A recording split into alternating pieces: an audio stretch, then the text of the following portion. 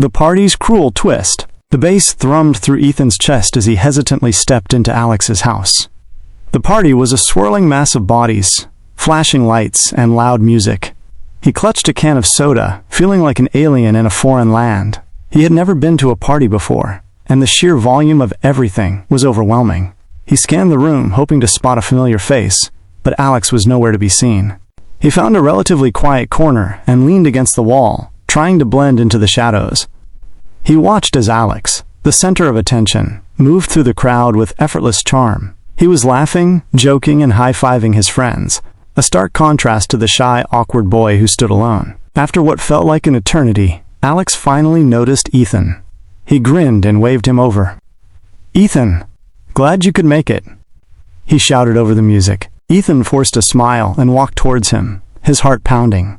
Alex introduced him to his friends, a group of boisterous, confident guys who seemed to radiate an intimidating energy. They exchanged brief, awkward greetings, and Ethan felt a wave of self-consciousness wash over him. The night progressed, and Ethan tried his best to engage in the conversations, but he felt like an outsider. He didn't understand their jokes, and his attempts at humor fell flat. He watched as Alex effortlessly navigated the social dynamics, his laughter echoing through the room. Then, it happened.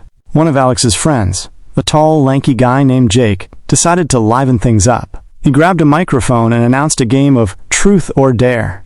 Ethan's stomach clenched. He knew this was a recipe for disaster. The game started, and the dares grew increasingly outrageous. When it was Ethan's turn, Jake grinned maliciously. "Truth or dare, bookworm?" Ethan swallowed hard. "Truth," he mumbled. Jake's eyes gleamed. "All right, truth it is.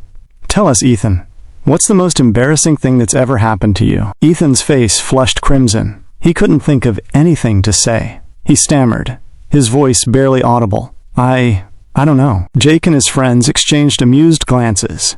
"Come on, Ethan," Jake pressed. "We're all friends here." Under the pressure of their stares, Ethan blurted out a story about a particularly embarrassing incident in middle school, a story he had kept buried for years. The room erupted in laughter, and Ethan wanted to disappear. He looked at Alex, hoping for some kind of support, but Alex was laughing along with his friends, his eyes sparkling with amusement. The realization hit Ethan like a physical blow. Alex wasn't his friend. He was just another one of them. Humiliated and betrayed, Ethan slipped out of the party, his eyes burning with tears. He walked home in the cold night, the music fading behind him. He felt a bitter taste in his mouth. The taste of betrayal.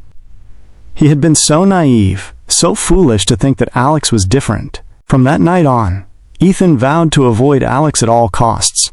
He saw him in the hallways, laughing with his friends, and he felt a surge of anger and resentment. He had learned his lesson. Some people, no matter how charming they seemed, were not to be trusted. And Alex, with his easy smiles and empty promises, was one of them.